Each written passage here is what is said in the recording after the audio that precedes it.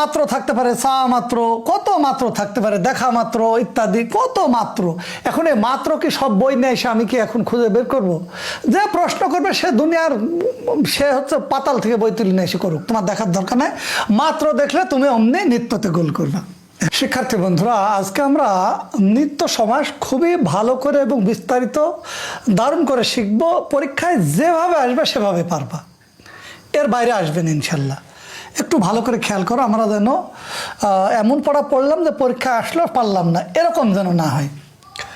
তো নিত্য সমাস মনে রাখবা তোমরা যে আন্তর, দেখো এই যে আকার, আন্তর, মাত্র, টিটা, খানাখানি, কাল, এগুলো সবটা মিলে একটা ধরা যায়। এই টিটা খানাখানি একই রকম জানো তোমরা। তাহলে কি আন্তর, মাত্র, টিটা, খানাখানি আর কাল, খারাপ বা ভয়ঙ্কর অর্থে, খারাপ বা ভয়ঙ্কর অর্থে যদি পূর্বপদে কাল থাকে তাহলে এই নিত্য সমাস হবে। দেখি আমরা একটু, দেখো মতান্তর, পক্ষান্তর, দেশান্তর, যুগান্তর, রূপান্তর, লোকান্তর, তেপান্তর, বাক্যান্তর, ভাবান্তর, কত অন্তর হতে পারে। এখন তুমি বলতে পারো যে স্যার সব বই মিলাইকে আন্তরের শব্দ আমি খুঁজে বের করব, তা তো কখনোই সম্ভব না। যে প্রশ্ন করবে সে মেলা বই নিয়ে এসে করুক, তোমার কাজকে আন্তর দেখবা, তুমি গোল করে দিবা, বাস এনাফ। তাহলে দেখো এই যে মতান্তর, পক্ষান্তর, দেশান্তর, যুগান্তর, রূপান্তর, লোকান্তর, এই সবই হবে কি নিত্য সমাসের অন্তর্গত। এখন কথা হচ্ছে যে ব্যাস বাক্য কেমন হবে, জাস্ট শুধু কিচ্ছু না, একটা অন্য যোগ করে দিবা। এই আন্তর বাদ দিয়ে দেখো দেখো অন্য মত, অন্য মত বললেই হয়ে গেল, অন্য মত। পক্ষান্তর, এই আন্তরের পরিবর্তে অন্য পক্ষ দিয়ে দাও, এই যে এর ব্যাস বাক্য হয়ে গেল। আন্তরের পরিবর্তে দাও অন্য দেশ, দেশের আগে। যুগান্তরের আগে এই আন্তরকে দিয়ে দাও অন্য যুগ, বাকিগুলো একইভাবে দিবা। কি হবে? অন্য রূপ, অন্য লোক।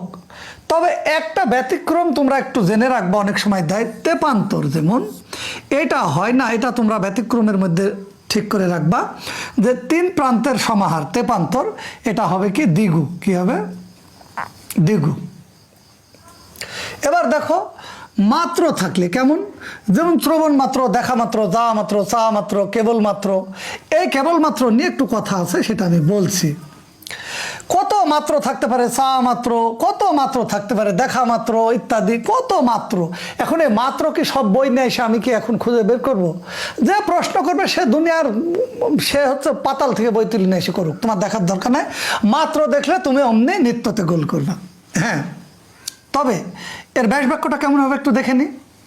এখানে মাত্র আছে, এই মাত্রর পরিবর্তে খালি এখানে কেবল বসাই দেবা, এই যে কেবল শ্রবণ। এই যে যদি বলে মাত্র, এই মাত্রর পরিবর্তে কেবল দেখা, এই জাস্ট কেবল দেখা। যদি বলে যাওয়া মাত্র, তাহলে কি হবে? কেবল যাওয়া। কি হবে? কেবল যাওয়া। একইভাবে কেবল চাওয়া।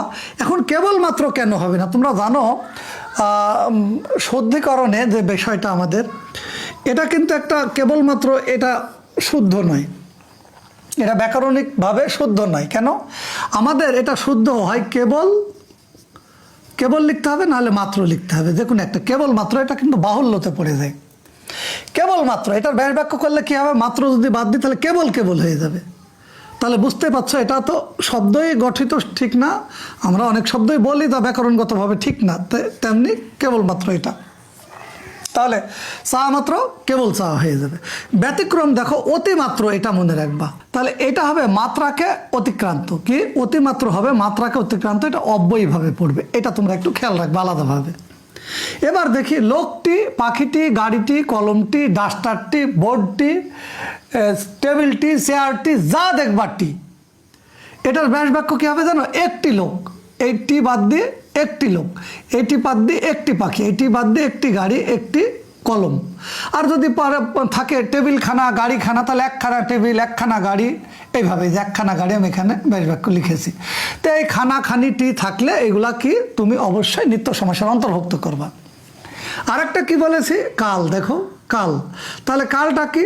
কাল সাপ, কাল রাত, কাল নারী, এটার ব্যাস বাক্য হয় কি? কাল তুল্য নারী, কাল তুল্য রাত, কাল তুল্য সাপ, এইভাবে এটা দিয়ে করবা, ব্যাস বাক্য করবা।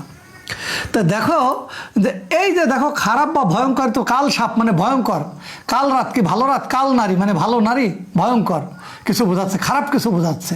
তাহলে দেখো পূর্বপদে কাল আছে।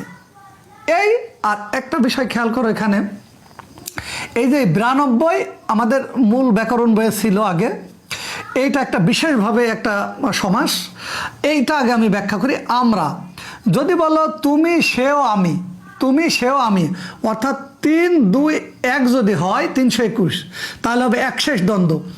এইটা দেখে তুমি দেখো এই যে তুমি সেও আমি, যদি ব্যাস বাক্য দেওয়া থাকে তুমি সেও আমি এইভাবে ভাঙা থাকে যে কোন সমাস, তাহলে তুমি একশেষ দ্বন্দ্ব মারবা। আর যদি থাকে 1, 2, 3 123-এ, অর্থাৎ আমি তুমি সে, তাহলে হবে নিত্য সমাস। মনে রাখবা, এটা একটু কিন্তু জেনে রাখবা ভালো করে। হ্যাঁ, তবে যদি আমরা দিয়ে বলে তাহলে কি করবা, তখন তুমি দ্বন্দ্ব থাকলে দ্বন্দ্ব মারবা, একশেষ থাকলে একশেষ মারবা, বাস। বুঝতে পেরেছো আশা করি। এটা থাকলে তো বোঝা যাচ্ছে না যে 1, 2, 3 বা 3, 2, 1 নাকি, সেটা দ্বন্দ্ব থাকবে, নাহলে নিত্য থাকবে, দেখুন একটা গোল করবা। তাহলে 92 কি দেখো তো, 92 এর ব্যাস বাক্য 2 রকমভাবে হতে পারে, 2 ও 90, 2 অধিক 90। এটা আমি তোমাদেরকে একটু খোলাসা করি। দেখো 92, তো 92 কি, এই 9 আর 2, তাহলে এটি একক দশক, এককটাকে আগে বলবা। দেখো 2 ও 90, যদি বলে 95, 5 ও 90, 9 পরে কিন্তু হবে। তাহলে 2 মানে এককের ঘরটাকে আগে বলতে হচ্ছে কিন্তু, অথবা এভাবে ভাঙাতে 2 অধিক 90, 95 থাকলে 5 অধিক 90। এবারও তাহলে আমি এখন একটু রিভিউ করি। তাহলে কি আমরা বললাম, আন্তর মাত্র টিটা খানাখানি কাল, ভয়ঙ্কর বা খারাপ অর্থে, এইগুলো থাকলে আমরা কি বলবো, নিত্য সমাস বলবো। আরেকটা মনে রাখবা, আমরা যদি 3, 2, 1-এ ভাঙে তাহলে একশেষ, আর 123-এ ভাঙলে কি নিত্য। অর্থাৎ এই আমি দেখবা, আমি যদি লাস্টের দিকে থাকে তাহলে কি হবে, সে একশেষ, আর আমি যদি প্রথমে থাকে হবে নিত্য। আর 92 কি 2 ও 90 বা 2 অধিক 90, 5 অধিক 90, এইভাবে আমরা এই এককটাকে আগে বলে দিব, এইভাবে ভাঙবো। আর এতে পান্তরের একটু ব্যতিক্রম আছে, 3 প্রান্তের সমাহার, এটা দ্বিগু হবে। আর অতিমাত্র মাত্রাকে অতিক্রান্ত অব্যয়ীভাব। আশা করি বুঝতে পেরেছ। সবাই ভালো থাকবে, সুস্থ থাকবে, এই কামনায় বিদায় নিচ্ছে। আল্লাহ হাফেজ।